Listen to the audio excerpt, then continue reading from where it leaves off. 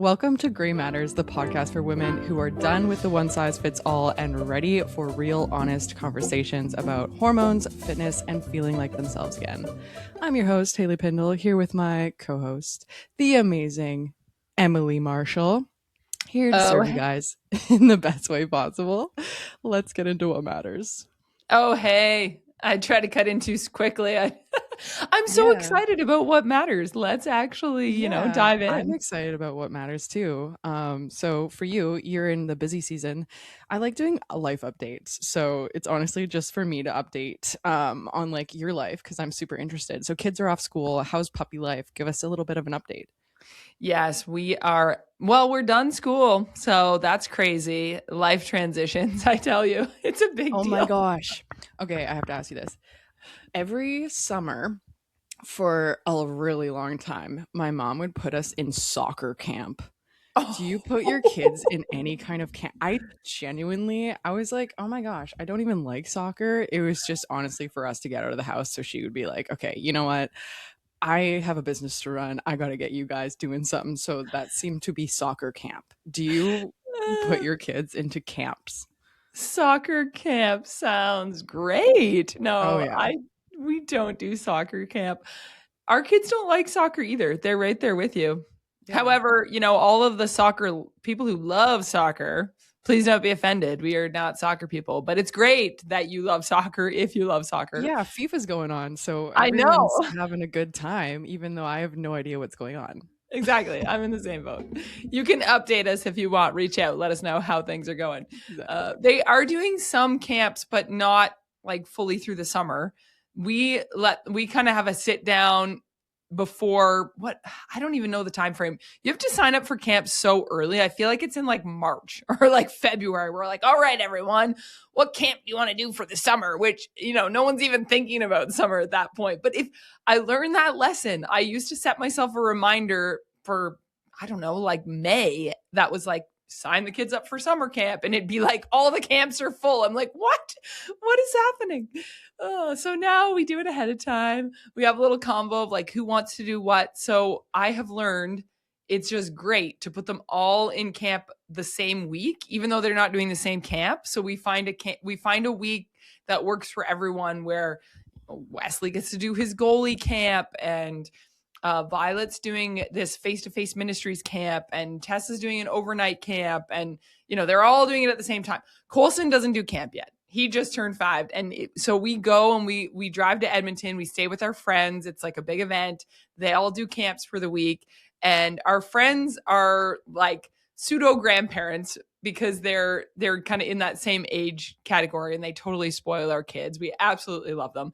So the lady's name is Mary Lou. So Colson gets so excited because he gets to go to Mary Lou camp, where really he just gets to eat all her delicious baked treats and like play with her puppy dogs and just like play with her old vintage toys on her floor. It's just, he absolutely loves it. Oh my gosh. Yeah. Yes.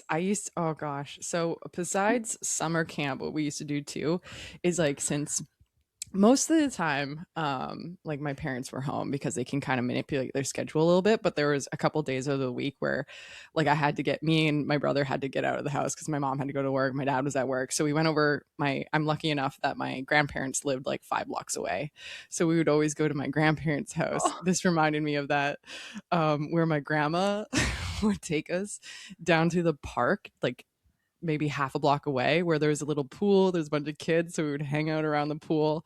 Or my grandpa would take us to his horseshoe club, where we just hang out with a bunch of old men like playing horseshoes. It was a blast. That's absolutely great. Loved it. It's a great fond memory of mine. But yeah, I'm with Colson. I'm team camp, get spoiled. Yeah, get spoiled, hang out with grandparents, and just love your life. Yeah, I agree. That sounds awesome. Yeah, so that's the big one with camp. And then we're doing a family camping trip. We're heading to Hinton, so close to Jasper, Alberta. And then we'll drive and do like different hikes and hot springs and stuff. So we're doing that Canada Day, so the 1st through the 5th. So that's our like tent camping trip coming up.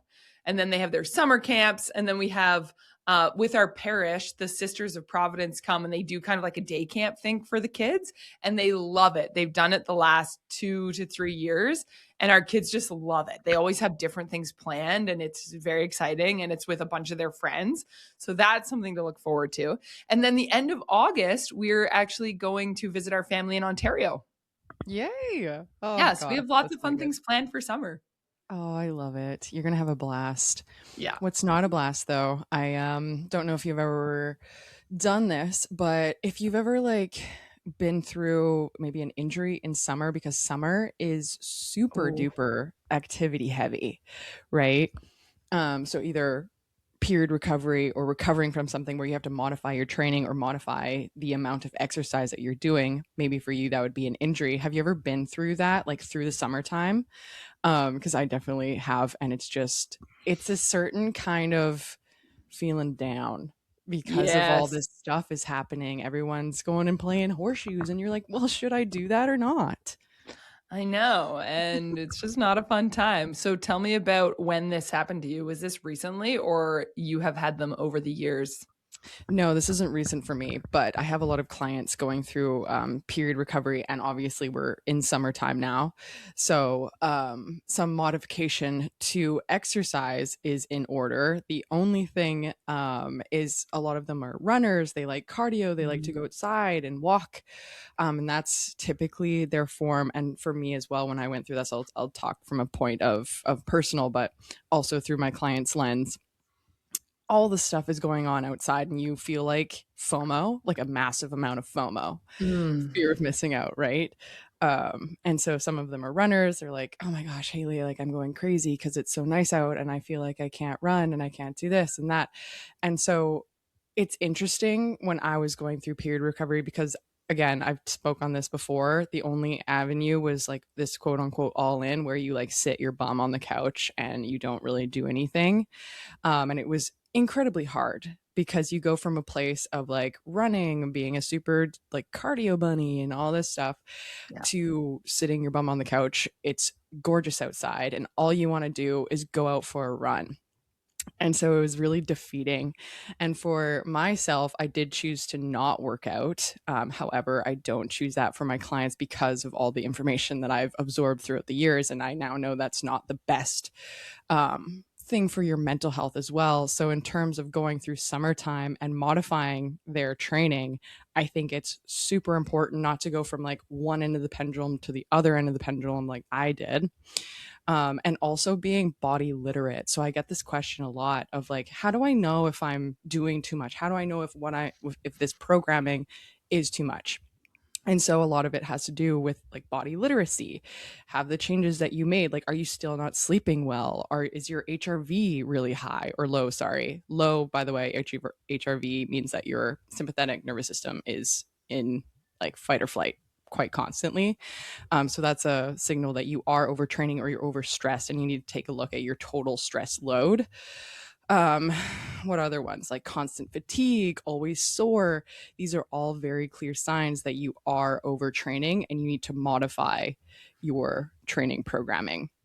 And so what that looks like looks different for everybody, obviously based on where you're coming from.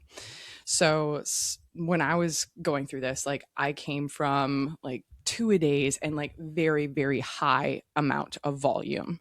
And so the amount I had to cut back to get to a place of normalcy was quite a bit because it was just way too much, right? If Mhm. you're thinking that you're getting like 20,000 steps a day, you're doing two workouts a day, it's just really time consuming and unrealistic.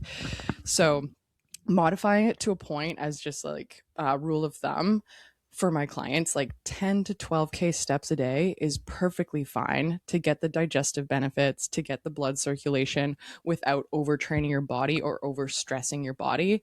And then for your training aspect, I don't like HIIT for going through recovery solely because it's just not the time for your body to respond as well as it could to it.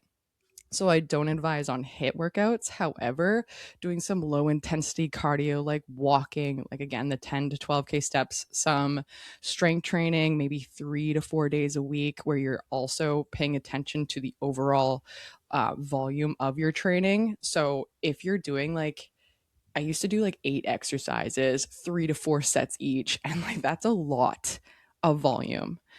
So I actually like to take that back with my clients and do maybe 2 sets. So 2 working sets with reps in reserve. Reps in reserve is meaning like you're not training till failure.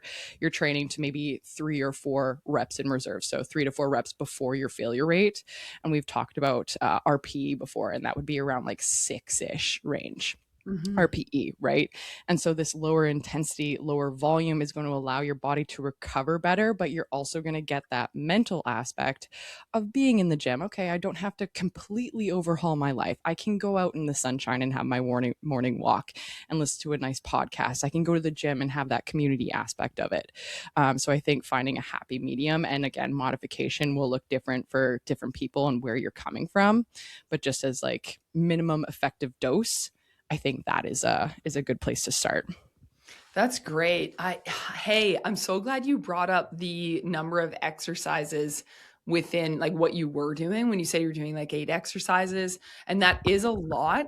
And it's interesting if you can set yourself up where now, okay, I don't know all your opinions on like supersetting and like structure of workout, but I will just say something that's been working for me recently, from a psychological standpoint, is if I'm feeling good, I'm doing 6 exercises. I'm doing like 3 supersets basically. Yeah. And it feels great. What's great about that is I have it paired where I'll have like a more lower body dominant day, a more upper body dominant day, and then more of like a full body mix with like some ab exercises and stuff like that. That's been my flow recently. And then my other 2 days a week, so I do a 5-day week. My other 2 days a week are more that like zone 2 cardio. And I'll usually do some walking or a bit of running, intervals with my walking, some spin bike. Occasionally I throw in like a rowing or like a ski erg, but it depends on how my whole head, neck, upper body are feeling post recovery after my neck injury and my concussion, right? And I definitely feel that if I overdo, it's usually going to be with the upper body exercises, just again, because if it's tightening up all those neck muscles, it will affect how my head feels. Whereas I feel like I always say legs for days. I can do legs for days and I feel fine, right? So this speaks to your body literacy to be like, wait, I know right now for me within my recovery, I've been able to keep going hard and doing those 6 workouts, 3 supersets on my lower body days. But what it does is it allows me to adapt. If I'm doing an upper body day and I'm like, man, my head's already a little touch and go. I went to bed late last night, or I feel fatigued or overstressed, then I can say, you know what, I'm going to go and I'm just going to do my first superset. So I'm just going to do 2 exercises and then I'm going to walk. Or, hey, I'm feeling moderately okay. I'm going to do my like 2 supersets and just have 4 exercises and then I'm going to walk or spin bike. And it's very cool because it's the same flow essentially. I'm not psychologically, I'm still doing it. I'm just not doing it to that full volume. So I'm just kind of being a testament to what you just said, where you build in that adaptability. And some weeks you're going to be like, great, I did all of it just as planned. And other weeks it's going to be like, you know what, I'm going to show up, I'm going to do something, but I'm going to scale it back. And I know I'm going to feel better for it within the next 48 hours. Yeah. I was actually on a call with a client the other day and we chatted about this. She asked, like, how do I know if I am just like tired, but you know when you're tired but you have a workout and you have the best workout ever, or Yes. it's the adverse where it's like you're tired, you go work out and you kind of view that was a bad decision, but you don't Yeah. really know until you go do it. So we were Yeah. having that conversation and she asked me that and I was like, for myself, what I do, and it'll be different for clients in recovery depending on like if you slept well. Like if you don't sleep well, I'd advise that you don't go and push your workout, just take a rest day and modify, because you will likely have more rest days to play around with. But for myself, if I wake up, I feel like, my gosh, I don't feel like awesome today. I feel a little bit tired. I will go to the gym. I will do what you do like my first superset, if it's, or my first set, or my warm up, and be like, okay, if I feel worse after doing it, then I Yes. know I made the wrong decision and I'm going to take it easy. If I Mhm. feel better after doing it, then I know I made the right decision. But essentially, it is kind of like you have to know yourself, you have to know your body. And I think there's also the emotional aspect of it too. Like going through, for example, period recovery, there's the like literal sense of like what kind of volume can you take away to help your body recover faster, but there's also the emotional sense of if you can't miss a workout, that's an issue Mhm. because now you're reliant and dependent on this thing and you're obsessed. So there's two aspects of it. And so if you can't take a rest day, that's you have to start to take a rest day Yeah. and allow your body to recover, right? So the emotional aspect is also a really big thing that I see, and people need to work on rather than just thinking of it from a literal standpoint where I think a lot of type A ladies are very literal, where it's like, okay, Mhm. give me the step by step thing, give me the certainty, and I will do it. And then they run into the emotional aspect of, ooh, this feels really bad. And I don't know how to deal with it because I've just been suppressing all of this stuff through exercise and food my whole life. Yeah. Right. So there's two kind of components to it. I don't know if you've ever had that where rest days are a very big struggle for you. Yeah, that's interesting. Not as much, but I feel like, yeah, I'm okay with rest days, but I'm not, I've really had to, where I've had to work really hard to and learn how to steep learning curve is once I get going, not to overdo it. So I'm like, oh Mm-hmm. yeah, no, I'm just gonna up the dumbbells. I'm just gonna, oh yeah, I'm just gonna sprint for an extra minute. I'm just gonna add in this extra exercise at the end. So it's like if I'm resting, I'm like, cool, I'm done. I'm KO'd. I sleep deep or I sleep in. I saunter out. You asked about puppy life and I never really answered that. I'm like, now I like snuggle my puppy. And then I take her outside. And if you want the dopamine hit from being outside, you talked about in summers, like you just walk out on the grass in your bare feet. And I just like, I'm like lazing around with my puppy in the grass and the sun's rising. And I'm just like, I love this. I could just have rest day every day. But on the flip side, if I've decided I'm getting up, I'm going to the gym and I'm in, it's very hard for me to scale back. So what I said, where the body literacy you were talking about, where once you get going, you're like, oh man, my head doesn't feel quite right, or like my knee's really hurting, or something you're dealing with, to be like, you know what, I'm just going to switch this exercise out, or I'm just going to scale this weight that I'm lifting back a little bit, or I'm just going to do 2 exercises instead of 4. That has taken me a long time to be able to do, because I always felt like, no, I'm up, I'm here, I don't want to waste my time, I'm going full out all the time once I'm here. And then what that would turn into would be like, if I'd overdo it, then the next 2 days I'd be like a forced full rest days, because I'm like, I can't do anything now, I'm hosed. Versus, okay, you know what I mean? Like it's those extremes. Instead of I'm being, hosed. I'm hosed, I'm out, I'm KO'd, I'm done, versus if you're scaling it back a bit, you're able to still go. Then the next day I'd be able to get up and now I'm just going to go for a walk and that's it. And it feels good and I'm not completely destroyed and I can still work and function and my brain is clear. So I think that's been more of the learning curve.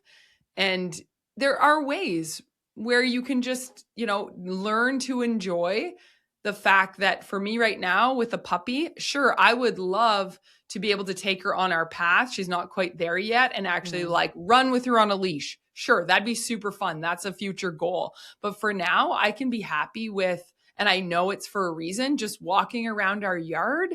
It's light walking, it's this, getting sunlight, and it's different than, oh, I'm like sweating and my heart is pounding, right? But you can still, there's so many benefits to just having that low key time where you're outside, you're just moving a little bit.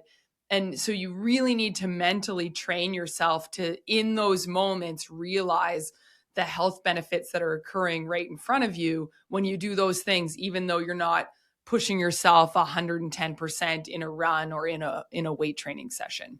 Yeah, I think this is a really good note on that all or nothing thinking and that black and white, which I see a lot of and I experienced as well, where like I was if I couldn't do my actual regular routine that I had now had this massively high standard of, I'm not doing anything at all. I'm like, you know what? Yeah.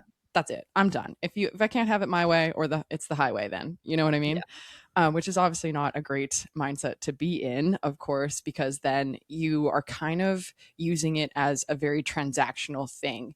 Because my Mhm. relationship with exercise now is super different than it was before. Before, it was just this mathematical equation of how much calories can I burn in a day. And if I hit this certain threshold, how much more can I do the next day? How much more can I do the next day? And now you're in Yeah. this weird rat race of just getting more and more and more, and you're never satisfied with it.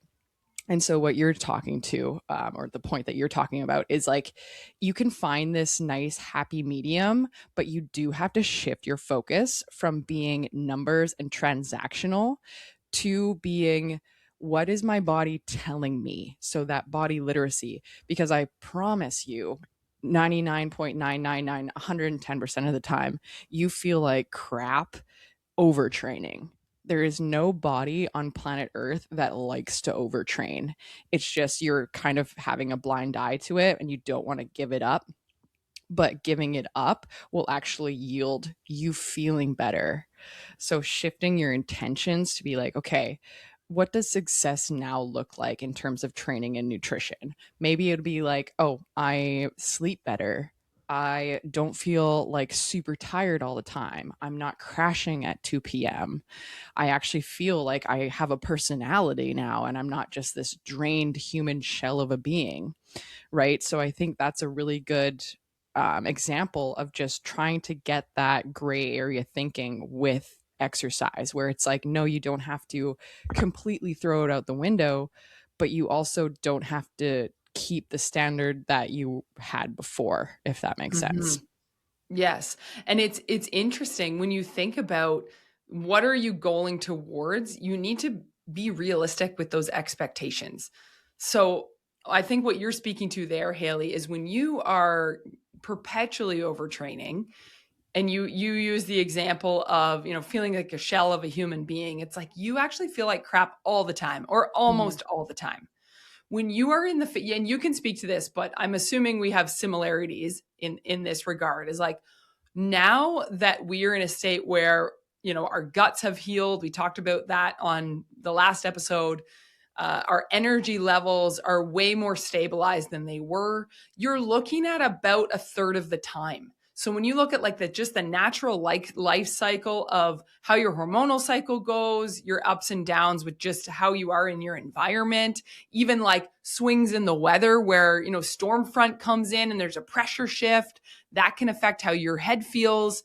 They're spraying the crops all around us. That's going to affect your lungs some. Like there's things that are uncontrollables that are going to affect how you feel.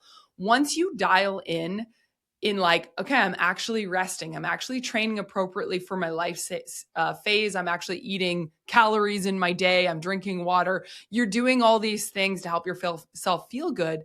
You're probably going to feel awesome and great about a third of the time. And then another third of the time, you're going to feel like, you know what? I'm okay. I can get through my day. I'm feeling kind of mediocre, but we got this. And then a third of the time, you're probably still going to have some struggle and some suffering in some regard. That is reality, whether it's from your external environment, which is probably the most common one if you're trying to do all the things internally. But then you've got a kid who's waking up in the night, or you've got to, let your puppy out at a certain time, right, Haley? Or whatever it is, it's something outside yourself that is going to affect, because guess what? The world doesn't revolve around you. So to expect that you would have no level of challenge or discomfort, that is a huge fallacy. And that ties back into what you said about thinking things are transactional. Because if you think, well, yeah, but I'm banking all these health behaviors, so that means I should just feel awesome all the time. And then I have a day where I still feel like crap. Well, if you remember back to when you felt like crap every single day, and now you just feel like crap every once in a while, hey, you know what? You're doing pretty good. So, reality check. That was the wisest thing I've heard this week, I gotta say. Thank you. I really, really like that because it is so true. And we get into this standpoint of like, and this can apply to like your relationships too. I've definitely felt this where it's like you Totally. do something and you expect a result. And when you don't get that result, you're like, gosh darn it. Like, why is life so unfair? And it's because what you just said, like, first of all, life is not supposed to be fair and just. Secondly, what is your intention behind it? Like, are you only doing something to get something out of it? Yeah. Like, that's not an awesome morally compass thing to have, in my opinion, because it just leads you to let down, and you have these expectations that are constantly just going to be let down, Yeah. right? So yeah, I think having a realistic expectation of what success looks like when you do go through this, and I talk to my clients about your relationship with food, about your relationship with your body, very very specifically, because they're like expecting this one moment, this one euphoric moment where they just love their body indefinitely and they never ever have another bad body image day. And it's like, it doesn't work like that. Nothing Yeah. works like that. It's this very slow, gradual improvement, and then one day you just realize and you look back and you're like, wow, the average time I spend thinking about my body and thinking about how much I hate it is much less than how I did before. And it's not this massive up and down spike or spiral roller coaster ride. It's just a kind of like a low hum when you have, like, for myself, when I have a bad body image day, when I'm like deep in my luteal phase and I'm like blown up like a balloon and I hate everything. I'm like, you know what? I'm just gonna wear a shirt to the gym today and I'm fine. It's not like derailing you, but I still have those thoughts of like, it still rattles me, it's like, oh gosh, whatever. I just don't feel great today. That's okay. I know that I don't feel great, maybe again, 30% of the time.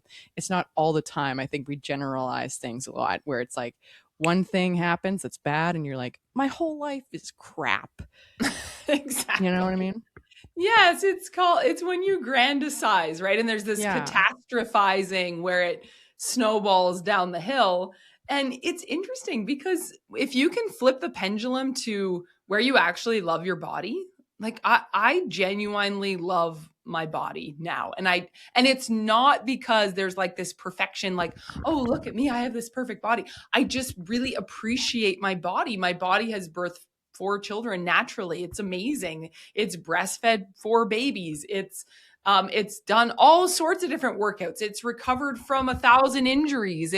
I can still have this mentally astute conversation with you, and I've been very hard on my brain, and it's healing. So to me, I feel like when you can come to this place where you appreciate the fact that your body is still able to heal and function, it's amazing, and something that can really help you with this. And I would ask yourself this question: when is the last time you volunteered your time to help someone who is going through a really hard time? There's an elderly woman in our community who doesn't have family, and she needed help. And this is not, I'm not saying this to be like, oh, look at me, I'm so helpful, I'm so altruistic, but I'm using it as the example of, it really helps you get outside yourself when you're like bringing someone food because they're having trouble cooking their meals, where you're trying to teach them how do you get in and out of bed on your own because it's so hard for you to do. And just to the point where, you can still maintain living on your own. This person needs help in and out of the shower. This person, and most of us listening to this, we're not in the life stage where we're elderly yet, but we will be someday. And that's okay. It's part of the life cycle, and aging is a beautiful gift. But right now, you have so much to be thankful for about your body. And so stop hating on it. And I know, me saying stop hating on it is not just going to magically make you stop. But if you can, over time, I think getting outside yourself and helping others can really help you to appreciate what you're able to do. Because I've seen the psychology of someone who used to be, this lady, she was the person who was always helping everyone else. And it's really hard for her to receive help because she's like, no, I'm the one who's always helpful. I'm the one who's always capable and functioning and energetic. And now, the tables have turned a bit for her, and she still is recovering and healing. But, I saw how, and she'd cry every day thinking like, oh my goodness, I can't believe how much I need your help. Like, I'm such a burden on you. And it's like, no, we all need help sometimes. So realize that, because right now, if what you're hating on is just the fact that your figure isn't quite where you want it to be, versus like, hey, are all your body parts still moving? Like there's a perspective shift there. And you might have a day where one of your body parts isn't moving and you're going to be a whole lot more reliant on somebody else. But why get to that point before you can appreciate what you have? And I think that's a really good reminder. Absolutely. Oh my gosh, super powerful conversation today. And it's super relevant too. I was at the gym this morning walking on the treadmill, and I was listening to a YouTube video with Tony Robbins and Alex Harmozes, Okay, yeah. whatever his last name. And Hermosi. he was talking about the two types of motivation. One is like a push motivation, where it's very externally motivated, where I see a lot of with the eating disorder community, and I felt in myself, where like we have so much discipline, and then there is a lot of motivation. There is a lot of like, um, I'm going to do this because I said I'm going to do it. The only issue is that reason is very externally motivated, and it's again very transactional. And transactional gets Mm-hmm. old very quickly. It And then does. there's a pull type of motivation where it's more purpose driven. It's more outward focused, right? Where there is going to become a point where when you are pushing, you like externally motivated, you get to that point and you realize that nothing, you still don't feel happy, you still don't feel fulfilled, there's no fulfillment in it. But that pull motivation, when you actually answer like, okay, I have an able body, I can use it to help people, I can use it, like for myself, going through this and now coaching women is the most fulfilling thing that I could have done with this, and I've never been happier with it. And it's because it's more outward focused and more like, okay, now I can help people, and that is my fulfillment. So when you are thinking of going through like period recovery or eating disorder recovery, I know it's hard in the moment, and it's arguably quite a selfish sort of thing to have, and I realize that now being out of it. But like, think of how you can use this to help, right, and have a more fulfilled kind of relationship with it, right? Going through this hard time is going to give you knowledge to help someone in that same position later, rather than being like, oh my gosh, I have to keep this body that I've worked so hard for Mm-hmm. because it just looks good, or it's society says it looks the best and I want to be the best, right? Yeah. You have to be very self-aware of what your motivator is, because I do have other clients who are like, I don't want to be that person who like says no to all of these outings and miss out on memories and like miss out on like contributing to society and my family, which is a really good motivator to have, rather than, oh, I'm scared that people are going to judge me, is a very like inward, externally motivated thing to not move forward, if that makes sense. So I It think that does. was a really good correlation to what you just said. I know that was kind of confusing, but I literally just listened to it this morning and I'm like, That's yes, great. I can relate so much to this. I love when things happen in themes like that, or like you catch threads of ideas that you're like, okay, I feel like this is a lesson that I'm learning right now, or you're learning it so you can share it with someone else. And I think that that's a beautiful thing when you can get to that point.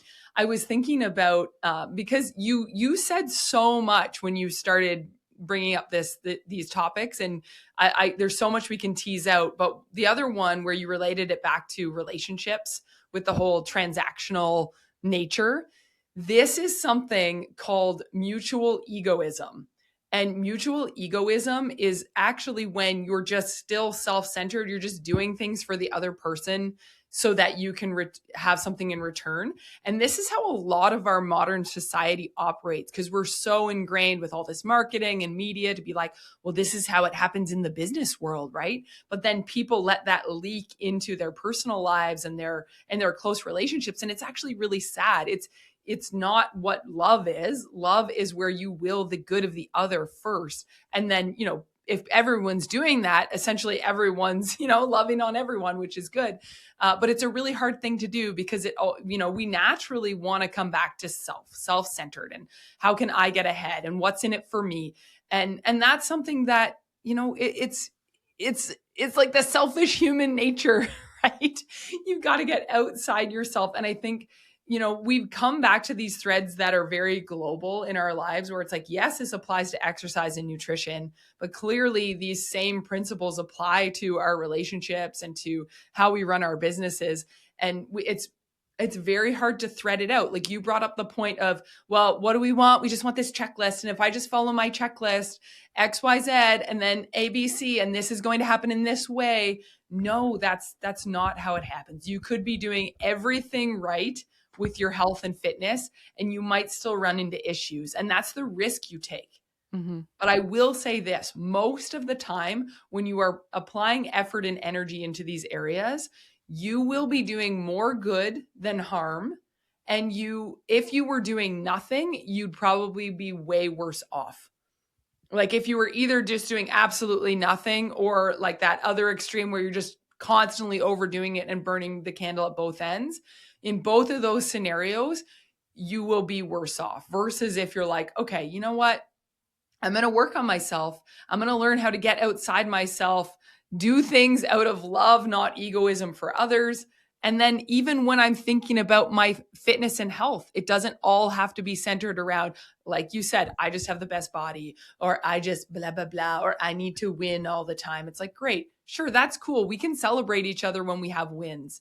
But also, if your friend is winning, you can celebrate them. It doesn't have to take away from you.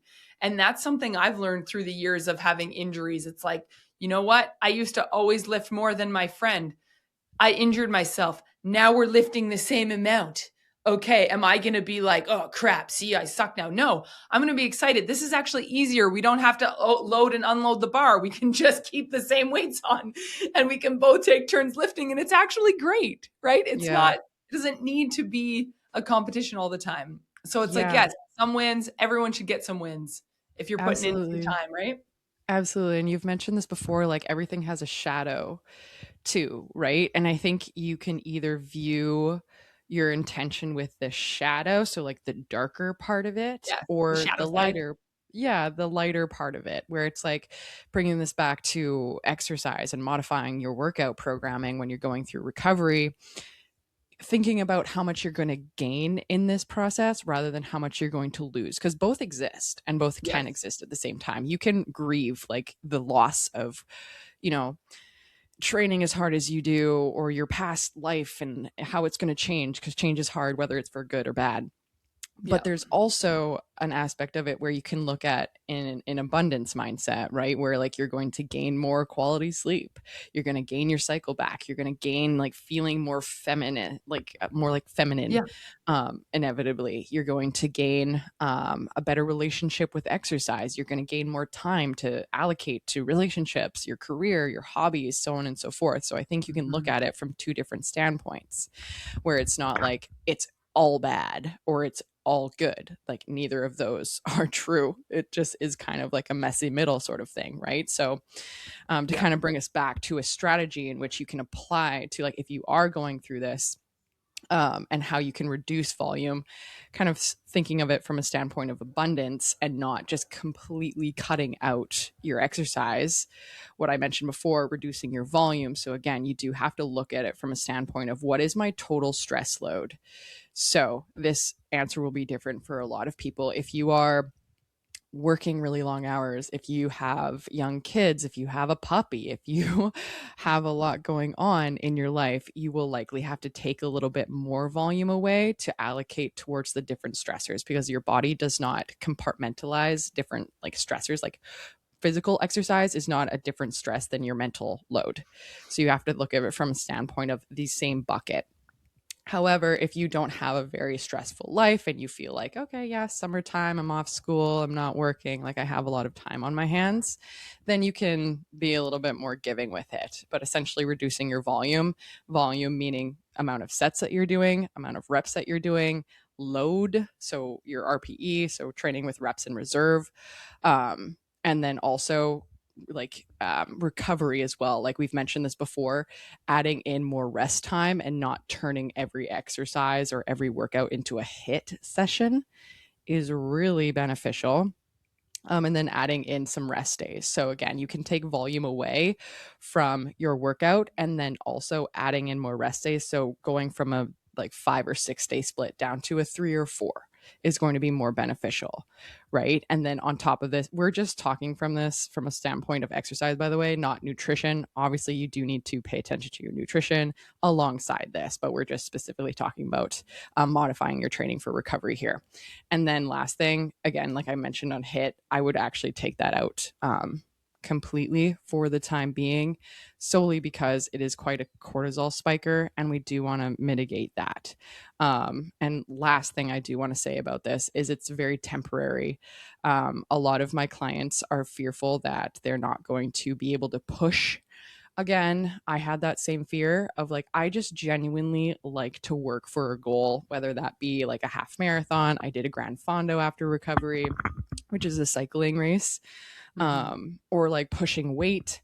And this is a temporary thing. Once your body gains resilience and you have that momentum, and you also can just kind of see if your body needs a recovery day. So, again, gaining some body literacy rather than just ignoring all the signs and just following through on your workout anyways. You do have to gain some body literacy in this, but you will have a time where you can push for a goal.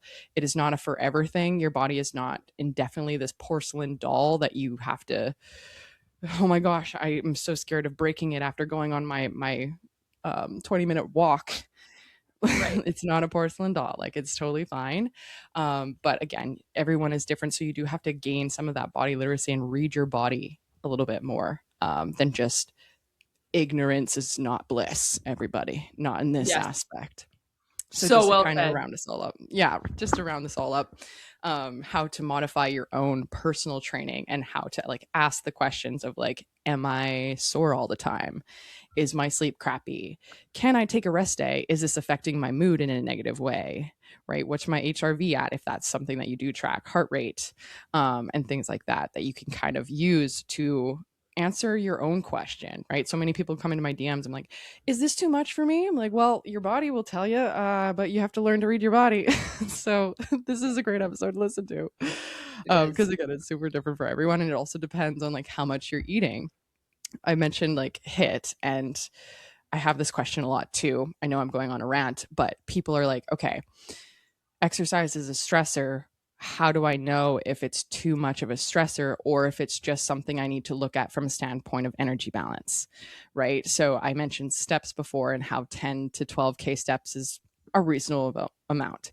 And then you have people who are doing like 15 to 20K. Not only is that a huge time suck, it's also, you're going to have to eat a lot more food, which is so counterproductive.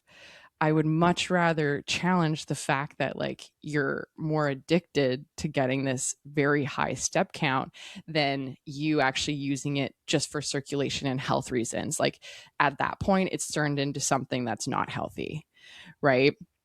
So you kind of have to know yourself a little bit in terms of that. But just to round that all out, I just wanted to go over that. Did you have any closing thoughts before we close this episode out? I do, actually. Yeah. Okay. Because if you're looking at just because everything you said was spot on. And if you were thinking, okay, yes, but there's still a lot of generalities there because of that sentence of it depends on the person.